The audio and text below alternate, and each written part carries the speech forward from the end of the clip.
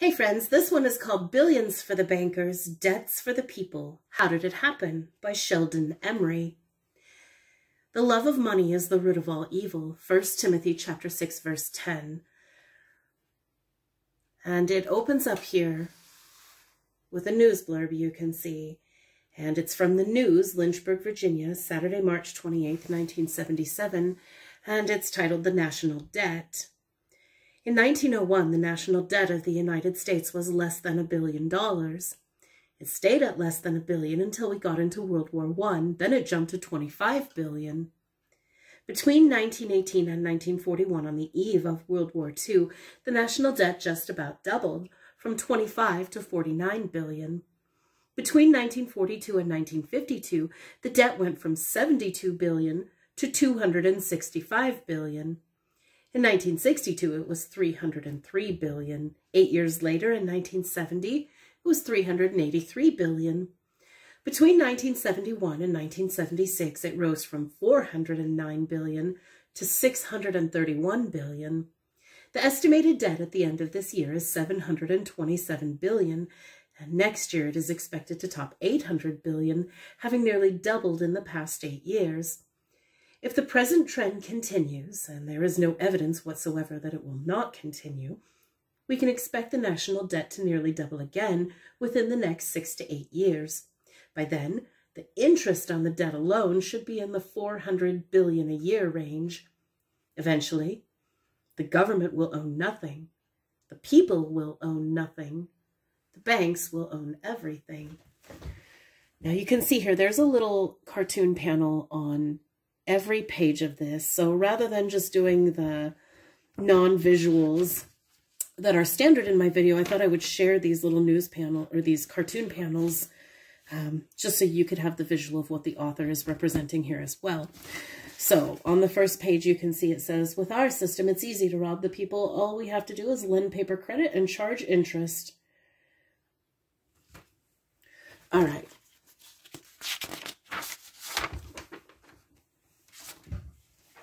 Three types of conquest. History reveals nations can be conquered by the use of one or more of three methods. The most common is conquest by war. In time, though, this method usually fails because the captives hate the captors and they rise up and drive them out if they can. Much force is needed to maintain control, making it expensive for the conquering nation. A second method is by religion, and men are convinced that they must give their captors part of their earnings as an obedience to God. Such a captivity is vulnerable to philosophical exposure or by overthrow by armed force, since religion by its nature lacks military force to regain control once its captives become disillusioned. The third method can be called economic conquest, and it takes place when nations are placed under tribute without the use of visible force or coercion, so that the victims do not realize that they have been conquered. Tribute is collected from them in the form of legal debts and taxes, and they believe they are paying it for their own good, for the good of others, or to protect all from some enemy.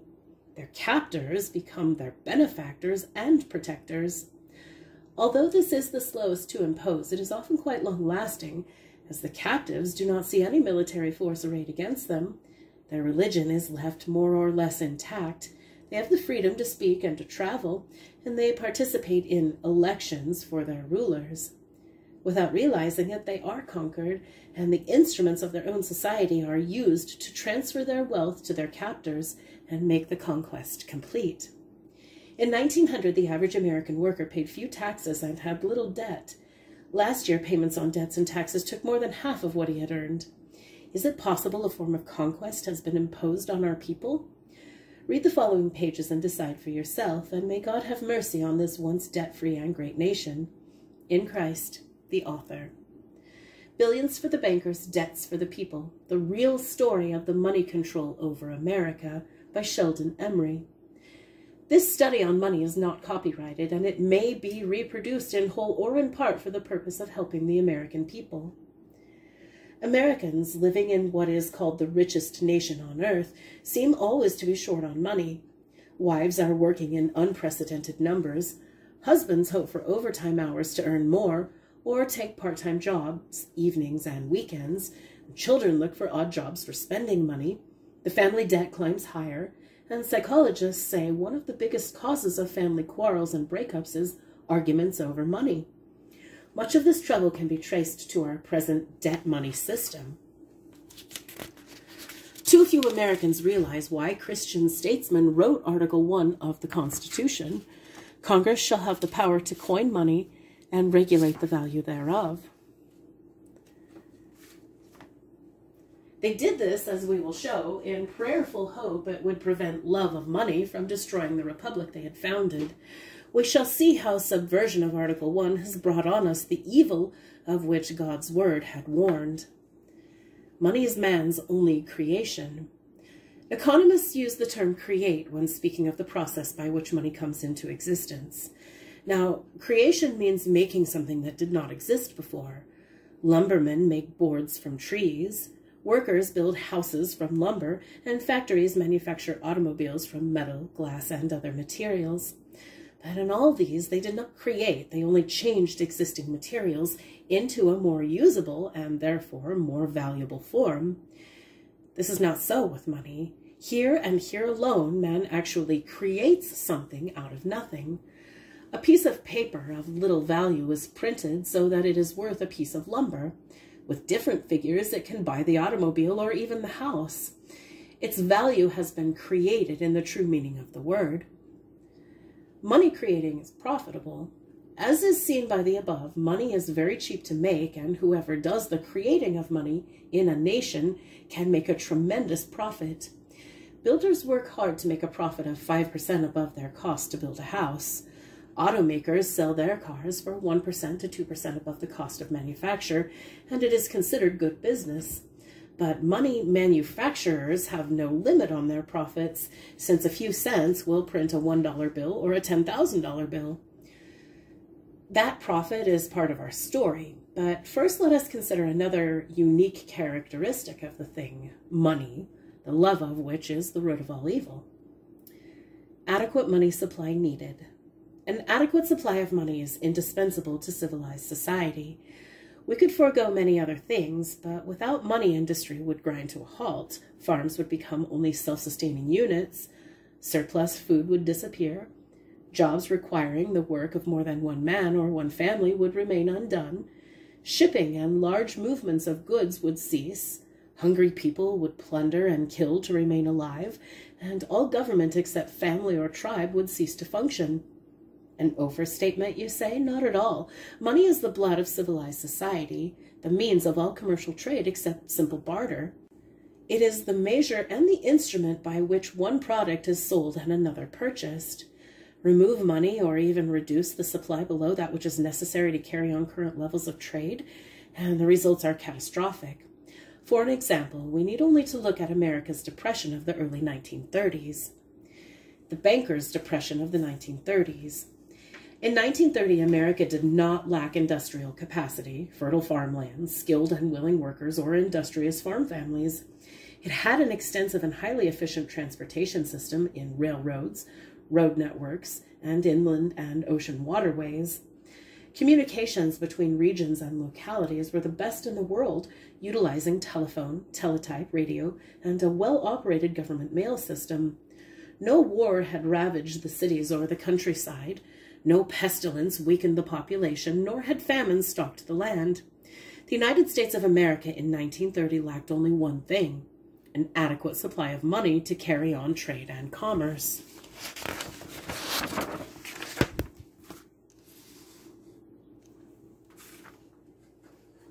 Bankers, the source of America's money and credit, had deliberately withheld $8 billion from circulation by refusing loans to stable and growing industries, stores, and farmers. At the same time, they demanded payment on existing loans so that money was rapidly taken out of circulation and was not replaced. America was put in a depression and in deep trouble. Goods were available to be purchased, jobs waiting to be done, but little money. 25% of the workers were laid off. Banks took possession of tens of thousands of farms and businesses on foreclosure. Gloom settled over America, and we can only visualize the results if this had continued 20 years instead of 10. War ended depression. Our depression lasted until 1939, when the U.S. government began to spend large amounts of money into circulation for military preparedness for ourselves and our future allies in Europe. As soon as the money supply went up, people were hired back to work, farms sold their produce instead of plowing it under, mines reopened, factories began to hum, both industrial and residential construction began anew, and the Great Depression was over. Some politicians were blamed for it, and others took credit for ending it. The truth was that the lack of money caused it, and adequate money ended it. The people were never told that simple truth, and in this article, we will endeavor to show how those who manufacture and control our money have used its profits to buy our politicians and now control our government. Power to coin and regulate money. When we can see the disastrous results of an artificially created shortage of money, we can better understand why our founding fathers, who understood both money and God's laws, insisted on placing the power to create money and the power to control it only in the hands of the federal Congress. They believed that all citizens should share in the profits of its creation, and therefore the national government must be the only creator of money.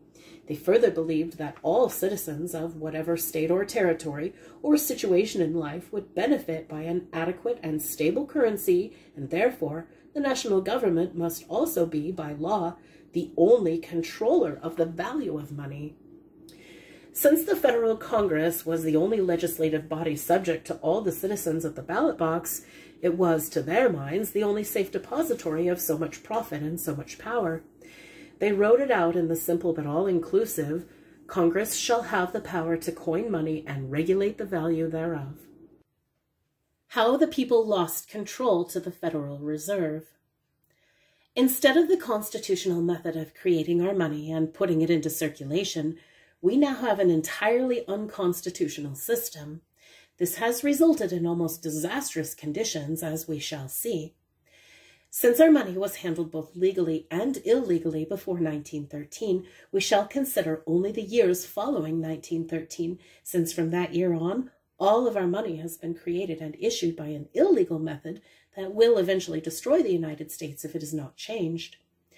Prior to 1913, America was a prosperous, powerful, and growing nation, at peace with its neighbors and the envy of the world.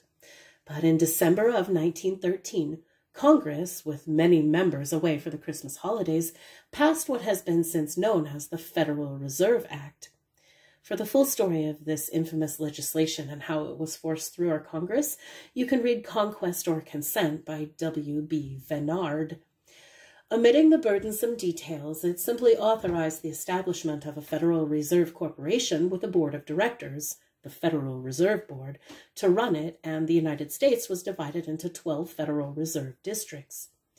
This simple but terrible law completely removed from Congress the right to create money or to have any control over its creation. This was done with appropriate fanfare and propaganda that would, therefore, remove money from politics, and they didn't say that it would also, therefore, remove it from the people's control, and prevent a boom or bust from hurting our citizens. The people were not told then, as most still do not know today, that the Federal Reserve Corporation is a private corporation controlled by bankers and therefore is operated for the financial gain of the bankers over the people rather than for the good of the people. The word federal was used only to deceive the people. More disastrous than Pearl Harbor.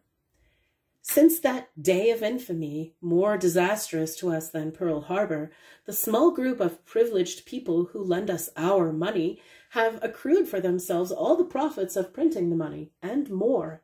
Since 1913, they have created tens of billions of dollars in money and credit, which, as their own personal property, they then lend to our government and our people at interest. The rich get richer and the poor get poorer has become the secret policy of our national government. An example of the process of creation and its conversion to people's debt will aid our understanding. They print it, we borrow it and pay them interest. We shall start with the need for money. The federal government, having spent more than it has taken from its citizens in taxes, needs, say for the sake of illustration, $1 billion. And since it does not have that money, and Congress has given away its authority to create it, the government must go to the creators for the billion. But the Federal Reserve, a private corporation, doesn't just give its money away. The bankers are willing to deliver $1 billion in money or credit to the federal government in exchange for the government's agreement to pay it back, with interest. So Congress authorizes the Treasury Department to print $1 billion in U.S. bonds, which are then delivered to the Federal Reserve bankers. The Federal Reserve then pays the cost of printing the $1 billion, perhaps as little as $500, and makes the exchange. The government then uses the money to pay its obligations. What are the results of this fantastic transaction? Well, government's bills are paid all right, but the U.S. government has now indebted the people to the Federal Reserve bankers for $1 billion plus interest until paid. Since this and similar transactions have been going on since 1913, now, little more than 60 years later, the government is indebted to the bankers for over $800 billion, on which the people are taxed over $6 billion every month for interest alone, with no hope of ever paying off the principal, with both it and the interest climbing every month. And there's more. You say this is terrible. Yes, it is. But we have only shown part of the sordid story. Under this debt money system, those United States bonds referred to above have now become assets of the banks in the system against which they can now make loans to individual and commercial customers. Since U.S. banking laws require only a 10% reserve, this means the bankers can lend up to 10 times the amount of the bonds they have on hand. On the one transaction of $1 billion we discussed, they can lend $10 billion to private customers at interest. This gives them upwards of $10 billion out at interest, and for an original cost to them as little as $500 for the printing. And since Congress no longer creates or issues money under the Constitution, the only way the people and businesses can get money to carry on trade and expand farming and industry is to borrow it from the bankers. And still there's more. In addition to the vast wealth drawn to them through this almost unlimited usury, the bankers who control the money at the top are able to approve or disapprove large loans to large and successful corporations to the extent that refusal of a loan will bring about a reduction in the price of that corporation's stock that they sell for on the market. Now, after depressing the price, the bankers' agents buy large blocks of the stock, after which the sometimes multi-million-dollar loan is approved, the stock rises, and it is then sold for a profit. In this manner, billions of dollars are made with which to buy more stock. This practice is so refined today that the Federal Reserve Board needs only to announce to the newspapers an increase or decrease in their rediscount rate to send stocks up and down as they wish. Using this method, since 1913, the bankers and their agents have purchased secret or open control of almost every large corporation in America. Using that control, they then force the corporations to borrow huge sums from their banks so that corporate earnings are siphoned off in the form of interest to the banks. This leaves little actual profits which can be paid as dividends and explains why stock prices are so depressed, while the banks reap billions in interest from corporate loans. In effect, the bankers get almost all the profits, while individual stockholders are left holding the bag. The millions of working families of America are now indebted to the few thousand banking families for more than the assessed value of the entire United States. And these banking families obtained this debt against us for the cost of paper, ink, and bookkeeping. Why it is called inflatable currency. The only way new money goes into circulation in America under this wicked system is when someone borrows it from a banker. When people are confident of success, they borrow much money, which increases the money supply, and all seem to prosper for a while. Then, as they pay off their loans, the available money supply shrinks rapidly and money becomes scarce. Since they must always take more out of circulation than they put in, because of interest and other charges, only other people borrowing still more money can keep a medium of exchange available to the nation. An example will aid our understanding. If $40,000 is borrowed, $126,432 must be paid back. When a citizen goes to a banker to borrow $40,000 to purchase a home or a farm, the banker's clerk first requires the citizen to assign to the banker the right of ownership of the property if the borrower is unable to make the payments. The banker's clerk then gives the borrower a $40,000 check, or he signs a $40,000 deposit slip, crediting the borrower's checking account with a $40,000 deposit. The borrower in turn writes the necessary checks to the builder, seller, subcontractors, etc., who in turn write checks, thereby putting $40,000 of checkbook money into circulation. However, on a 30-year mortgage with 10% interest, the banker wants $331.20 a month paid to himself, or a total of $126,432. The buyer must take that $126,432 out of circulation, making the amount in circulation $86,432 less than when he purchased the home. The banker has not produced anything of value except the slip of paper called a check or a deposit slip, yet he now has $86,432 more than he had before he started, minus a few $100s of clerical and office cost, and the people as a whole have $86,432 less. Small loans are disastrous too. For those who haven't quite grasped the impact of the above, let's consider a small auto loan for only 3 years. Step 1, the citizen borrows $3,000 and pays it into circulation. It goes to the dealer, the factory, the miner, etc., and signs a note agreeing to pay back to the banker $3,600. Step 2, the citizen continues to work and pay $100 a month to the banker. In 36 months, he has taken $3,600 out of circulation and paid it back to the bank, where it remains until someone else borrows it again. The net result? Well, $600 less money in circulation than before he made the loan. Since money requirements, as is well known, increase with increased population and production, and paying off any loan decreases the available supply of money, it is obvious that we would quickly run out of money completely unless more and more people borrow more and more money to keep more money in circulation. Let's add them all together. Multiply the above examples by hundreds of millions of times in the last half century, and you can see why in that time America has gone from a prosperous, debt-free nation to a debt-ridden nation, where practically every home, farm, and business is mortgaged to the bankers, and our cars, furniture, and clothes are purchased with borrowed money. The interest to the bankers on personal, local, state, and federal debt totals more than the combined earnings of 25% of the working population. The cost to them is practically nothing. In the tens of millions of transactions made each year like those above, little actual money changes hands, nor is it necessary that it do so.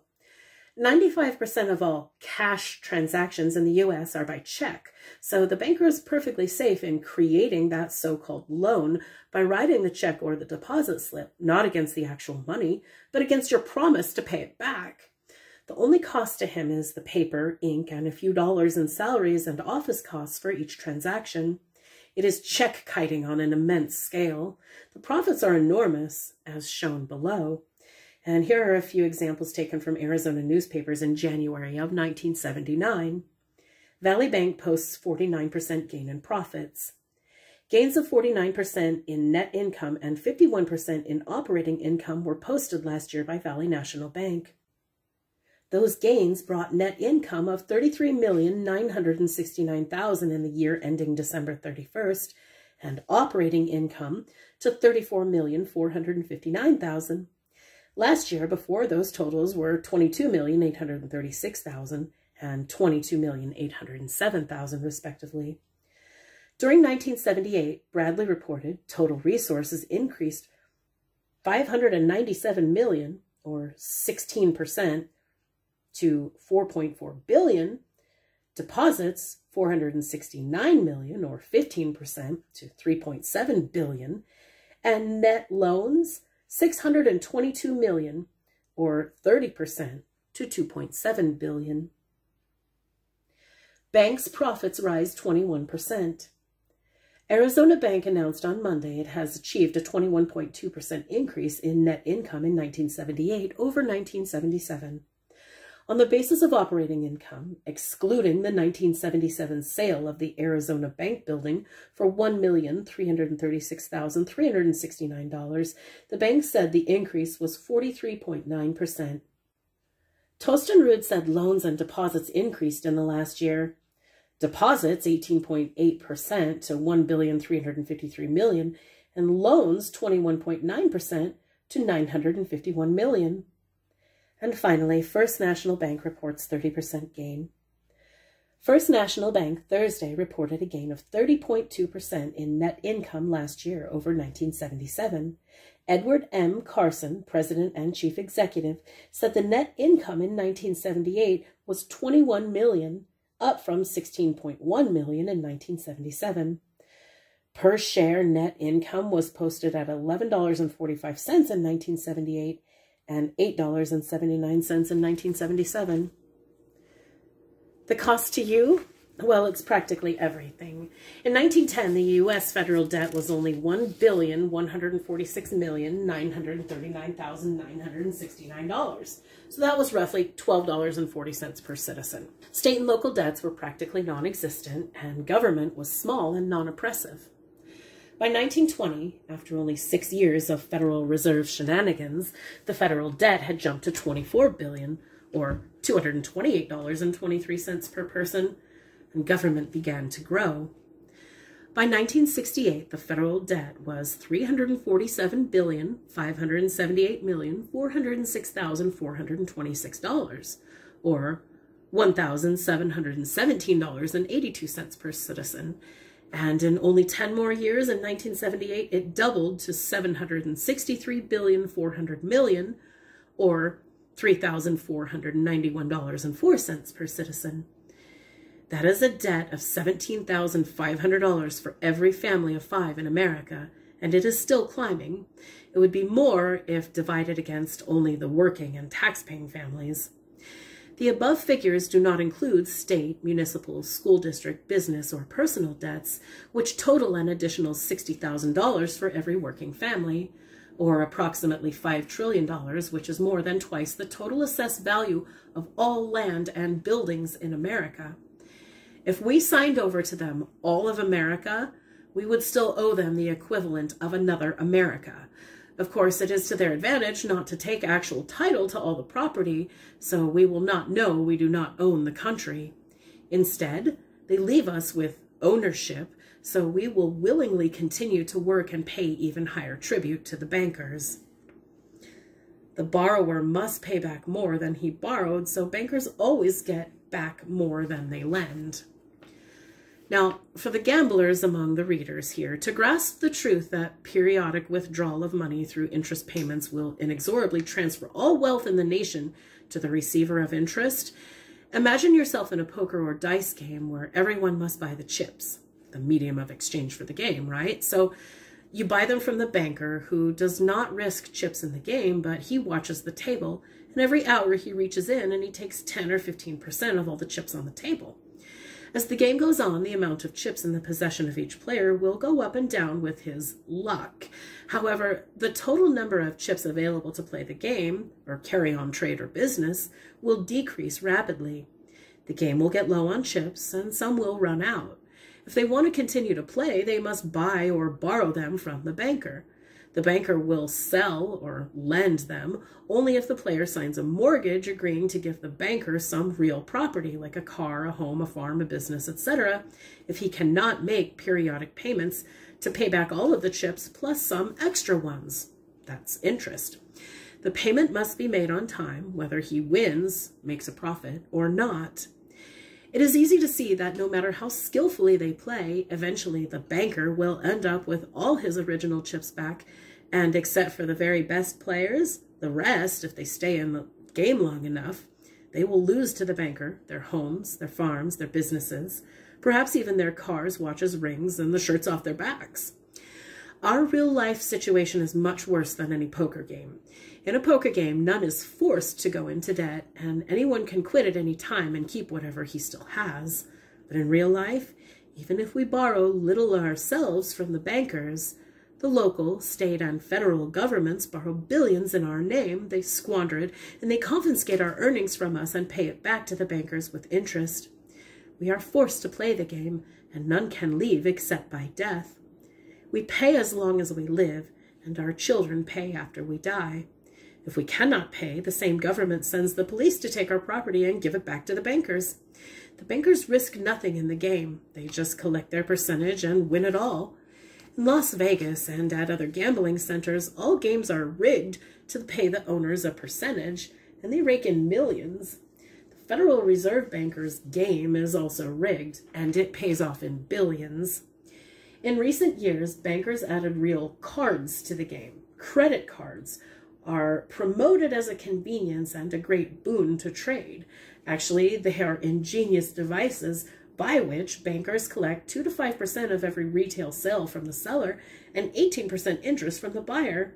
It is a real stacked deck. And yes, it is political too. Democrat, Republican, and independent voters who have wondered why politicians always spend more tax money than they take in should now see the reason. And when they begin to study our debt money system, they soon realize that these politicians are not the agents of the people, but are the agents of the bankers, for whom they plan ways to place the people further into debt. It takes only a little imagination to see that if Congress had been creating and spending or issuing into circulation the necessary increase in the money supply, there would be no national debt, and the over $4 trillion of other debts would be practically non-existent. Since there would be no original cost of money except printing, federal taxes would be almost nil. Money, once in circulation, would remain there and go on serving its purpose as a medium of exchange from generation after generation and century after century, just as coins do now, with no payments to the bankers whatsoever. Mounting debt and wars.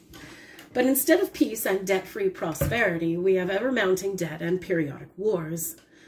We as a people are now ruled by a system of banker-owned mammon that has usurped the mantle of government, disguised itself as our legitimate government, and set about to pauperize and control our people.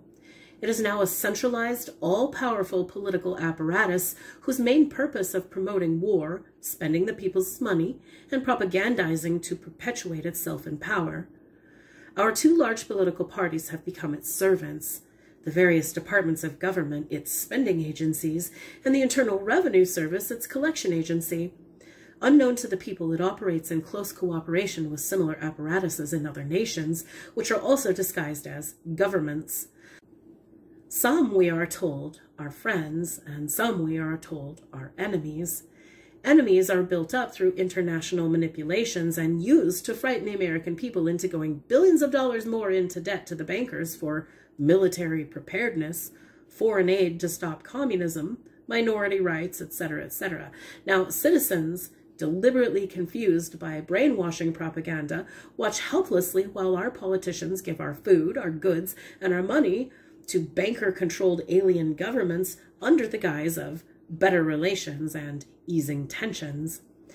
Our banker-controlled government takes our finest and bravest sons and sends them into foreign wars with obsolete equipment and inadequate training, where tens of thousands are murdered and hundreds of thousands are crippled. Other thousands are morally corrupted, addicted to drugs, and infected with venereal and other diseases, which they bring back to the United States. When the war is over, we have gained nothing, but we are scores of billions of dollars more in debt to the bankers, which was the reason for the war in the first place. And there's more. The profits from these massive debts have been used to erect a complete and almost hidden economic and political colossus over our nation. They keep telling us they are trying to do us good, when in truth they work to bring harm and injury to our people. These would-be despots know it's easier to control and rob an ill, poorly educated, and confused people than it is a healthy and intelligent population, so they deliberately prevent real cures for diseases. They degrade our educational systems, and they stir up social and racial unrest. For the same reason they favor drug use, alcohol, sexual promiscuity, abortion, pornography, and crime, everything which debilitates the minds and bodies of people is secretly encouraged. as it makes the people less able to oppose them or even to understand what is being done to them. Family, morals, love of country, the Christian religion, all that is honorable is being swept away, while they try to build their new subservient man. Our new rulers are trying to change our whole racial, social, religious, and political order, but they will not change the debt money economic system by which they rob and rule. Our people have become tenants and debt slaves to the bankers and their agents in the land our fathers conquered. It is a conquest through the most gigantic fraud and swindle in the history of mankind. And we remind you again, the key to their wealth and power over us is their ability to create money out of nothing and lend it to us at an interest. If they had not been allowed to do that, they would never have gained secret control of our nation. How true Solomon's words are. The rich ruleth over the poor, and the borrower is servant to the lender. Proverbs 22:7. God Almighty warned in the Bible that one of the curses which would come upon his people for disobeying his laws was, "The stranger that is within thee shall get up above thee very high, and thou shalt come down very low. He shall lend to thee, and thou shalt not lend to him. He shall be the head, and thou shalt be the tail." Deuteronomy chapter 28, verses 44 and 45. Most of the owners of the large banks in America are of Eastern European ancestry and connected with the Rothschild European banks. Has that warning come to fruition in America? Let us now consider the correct method of providing the medium of exchange, or money, needed by our people. The constitutional way: every citizen is a stockholder. If we would have used the constitutional way of creating the money needed in our nation, the Federal Congress would spend most of its time and study on the issuance and control of an adequate supply of stable money for the people. If an increase of population and production required an increase in the medium of exchange, Congress would authorize the coining or printing of the determined amount. Some could be used to pay current and legitimate expenses of the federal government, with the balance paid directly to the citizens. Records for payments would be similar to Social Security records, except a citizen would be recorded at birth instead of when he first goes to work. Each person on the records, as of the date of the congressional authorization, would receive an equal amount, just as if he were a stockholder holding one share. Just think, a payment of only $20 to each citizen would put $4 billion of debt-free and interest-free money into circulation. Such a suggestion always scares the bankers. Their propagandists will immediately cry, "Printing press money," and warn that it would soon be worthless and would cause inflation. They further hide the truth by implying the proposal is for vast sums of free money, which would make deadbeats out of the whole population. The truth is that only relatively small sums per citizen would be needed, far less, for example, than the present welfare program, which issues $40 billion of borrowed and usury-bearing money to a small part of our population each year, which $40 billion does make deadbeats and causes inflation, which is deflation of the value of money. The bankers know that if we tried such an issue, even a limited one, it would be immediately apparent that it would work, and therefore they must prevent it at all costs. No bankers' plunder. Under a constitutional system, no private banks would exist to rob the people. Government banks, under the control of the people's representatives, would issue and control all money and credit. They would issue not only actual currency, but could lend limited credit at no interest for the purchase of capital goods, such as homes. A $40,000 loan would require only $40,000 repayment, not $126,000 as it is now. Everyone who supplied materials and labor for the home would get paid just as they do today, but the bankers would not get $86,000 in usury. And that is why they ridicule and destroy anyone suggesting government or citizens as money without interest and without debt. History tells us of debt-free and interest-free money issued by governments.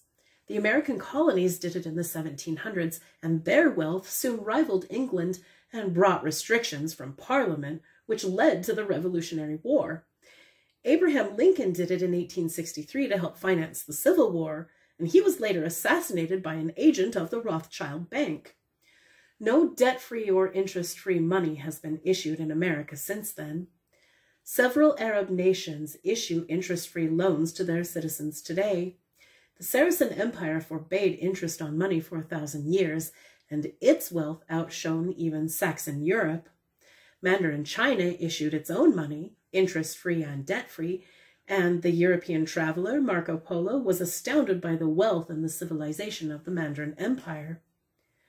Germany issued debt-free and interest-free money from 1935 and on, accounting for its startling rise from the Depression to a world power in 5 years. Germany financed its entire government and war operation from 1935 to 1945 without gold and without debt, and it took the whole capitalist and communist world to destroy the German power over Europe and bring Europe back under the heel of the bankers. Such history of money does not ever appear in the textbooks or public government schools today. By the issuance of money and credit in the above manner, the nation's total money supply can be increased to meet the nation's needs with no disadvantage to anyone and with advantage to all. All will benefit from the increased ease of exchanging goods and services with more money available. The important thing is that the money does not have to be taxed or taken out of circulation to pay back the parasitic bankers. As stated before, it would remain in circulation for generations at no cost to the citizens, except for printing replacements for paper currency as it wears out. Stable money. Money issued in such a way would derive its value in exchange from the fact that it had come from the highest legal source in the nation and would be declared to be legal to pay all public and private debts. Issued by a sovereign nation, not in danger of collapse, it would need no gold or silver or other so-called precious metals to back it. As history shows, the stability and responsibility of the government issuing it is the deciding factor in the acceptance of the government's currency, not gold, silver, or iron buried in some hole in the ground. Proof is America's currency today. Our gold and silver are practically gone, but our currency is accepted. But if the government was about to collapse, our currency would be worthless. Also, money issued through the people's legitimate government would not be under the control of a privately owned corporation whose individual owners benefit by causing the money amounts and value to fluctuate and the people to go into debt. Under the present debt usury system, the extra burden of usury forces workers and businesses to demand more money for the work and goods to pay their ever-increasing debts and taxes. Since it is a demand for more dollars for the same work or goods, it is a deflation of the dollar, erroneously called inflation by the money propagandists. Today, deflation of money value is totally to the benefit of the money lenders, since it wipes out the savings of one generation so they cannot finance or help the next generation, forcing them to borrow from the money lender and pay him for 3 houses in order to get 1. With an adequate supply of money, little borrowing would be required, usury would be non-existent, and prices would be established by people and goods, not by debts and usury. Citizen control. If the federal Congress failed to act or acted wrongly in the supply of money, the citizens would use the ballot or recall petitions to replace those who prevented correct action with others whom the people believed would pursue a better money policy. Since the creation of money and its issuance in sufficient quantity would be one of the few functions of Congress, the voter could decide on a candidate by his stand on money, instead of the hundreds of lesser and deliberately confusing subjects which are presented to us today. And since money is and would remain a national function, local differences or local factions would not be able to sway the people from the nation's or citizens' interest. All other problems except the nation's defense would be taken care of in the state, county, or city governments where they are best handled and more easily corrected. An adequate national defense would be provided by the same citizen-controlled Congress, and there would be no bankers behind the scenes bribing politicians to give $200 billion of American military equipment to other nations, disarming us while alien nations prepare to attack and invade the United States. A debt-free America. With debt-free and interest-free money, there would be no high and confiscatory taxation. Our homes would be mortgage-free with no $5,000 a year payment to the banker, nor would they get $500 to $1,500 a year from every automobile on our roads. We would need no easy payment plans, revolving charge accounts, or loans to buy engagement and wedding rings, loans to buy furniture, loans to pay medical or hospital bills, loans to pay taxes, loans to pay for burials, loans to pay for loans, and the 1,001 usury-bearing loans that suck the lifeblood out of American families. There would be no unemployment, no inadequate pensions, destitute old people, or mounting crime, and even the so-called deprived classes would be deprived of neither job nor money with which to buy the necessities and even the luxuries of life. Criminals could not become politicians, and politicians would not become criminals in the pay of the money lenders. Our elected officials at the government levels would be working for the people instead of devising means to spend more money to place us further into debt with the bankers. We would get out of the entangling foreign alliances that have engulfed us in 4 major wars and scores of minor wars since the Federal Reserve Act was passed. Alliances which even now prevent America from presenting its own defense in the face of mounting danger from communist power. A debt-free America would mean mothers would not have to go to work and could rear their children to be good citizens instead of juvenile delinquents. The elimination of the interest and debt would be the equivalent of a 50% raise in the purchasing power of every worker. With the cancellation of all debts, the return to the people of all the property and wealth the parasitic bankers and their quasi-legal agents have stolen by usury and fraud, and the ending of their theft of $300 billion and more every year from the people, America would be prosperous and powerful beyond the wildest dreams of its citizens today. And we would be at peace. Now, for a Bible example of cancellation of debts to money lenders and restoration of property and money to the people, you can read Nehemiah chapter 5, verses 1 through 13. Why you haven't known. We realize this small and necessarily incomplete article on money may be charged with oversimplification. Some may say that if it is that simple, the people would have known about it and it could not have happened. But this money lenders' conspiracy is as old as Babylon, and even in America it dates back far before the year of 1913. Actually, 1913 may be considered the year in which their previous plans came to fruition, and the way opened for complete economic conquest of our people. The conspiracy or piracy is old enough in America so that the agents have been for many years in positions such as newspaper publishers, editors, columnists, church ministers, university presidents, professors, textbook writers, labor union leaders, movie makers, radio and TV commentators, politicians, from school board members to U.S. presidents, and many others. Controlled news and information. These agents control the information available to our people. They manipulate public opinion, elect whom they will locally and nationally, and never expose the crooked money system. They promote school bonds, municipal bonds, expensive and detrimental farm programs, urban renewal, foreign aid, and many other schemes which will put the people more into debt with the bankers. Thoughtful citizens wonder why billions are spent on one program and billions on another, which may duplicate it or even nullify it, such as paying some farmers not to raise crops, while at the same time building dams or canals to irrigate more farmland. Crazy or stupid? Neither. The goal is more debt. Thousands of government-sponsored ways to waste money go on continually. Most make no sense, but they are never exposed for what they really are: builders of billions for the bankers and debts for the people. So-called economic experts write syndicated columns in hundreds of newspapers, craftily designed to prevent the people from learning the simple truth about our money system. Commentators on radio and TV, preachers, educators, and politicians blame the people as wasteful, lazy, or spendthrift.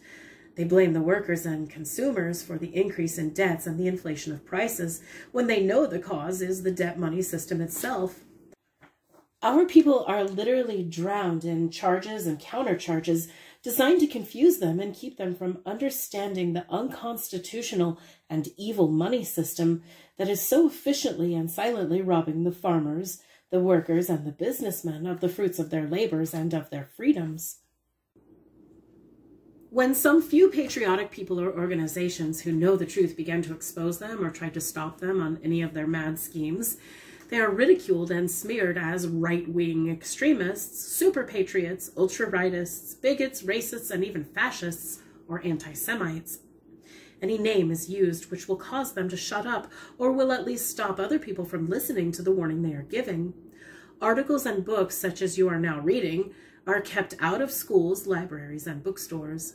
Some, who are especially vocal in their exposure of the treason against our people, are harassed by government agencies such as the EPA, OSHA, the IRS, and others, causing them financial loss or bankruptcy.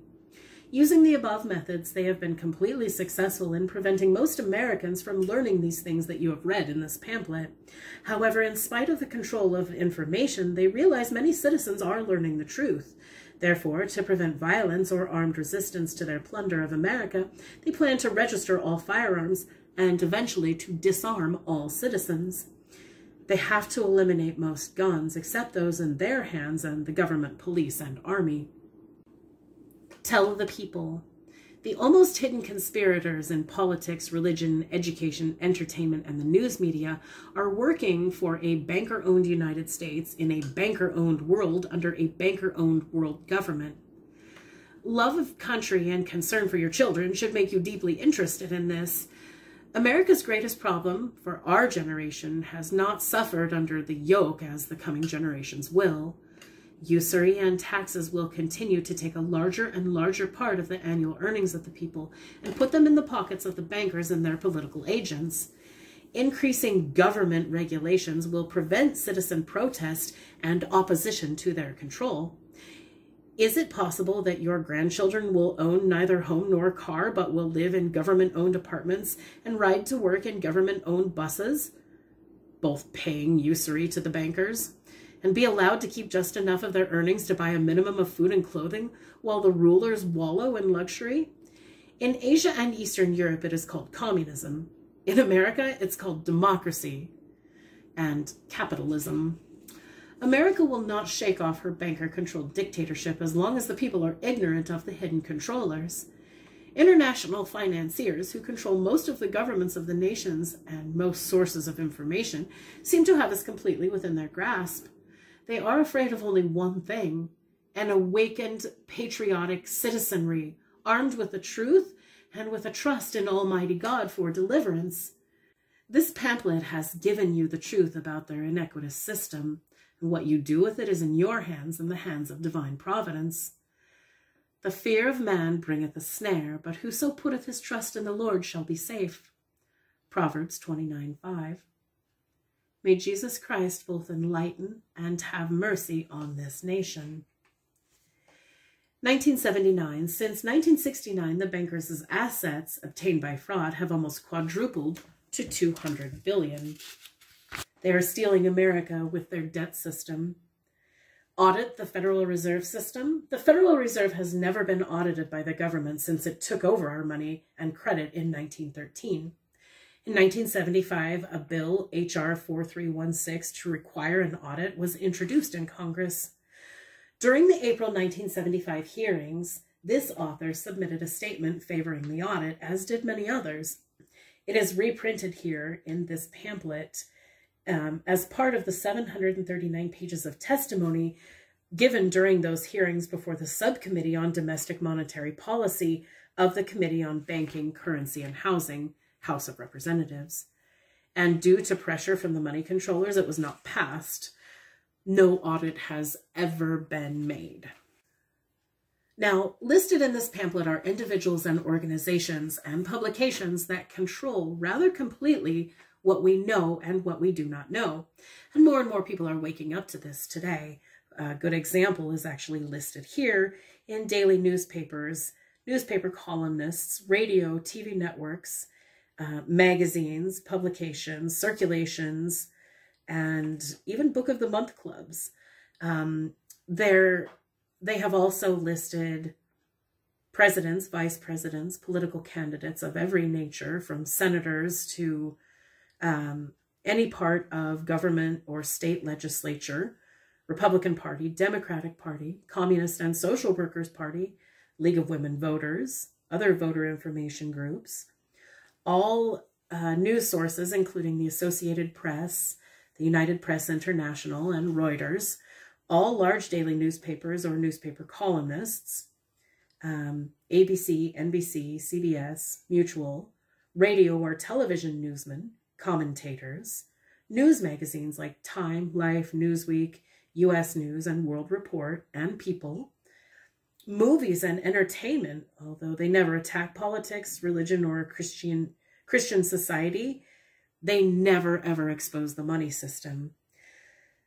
Any elementary or high school, college textbook, there can be propaganda found in it, and other educator or educational organization information, NEA, PTA, and other similar organizations, labor unions, business organizations, manufacturers, Better Business Bureau, Chamber of Commerce, medical and scientific professional organizations, civic and fraternal organizations, including Rotary, Elks, Lion, Moose, Eagle, Oddfellows, etc.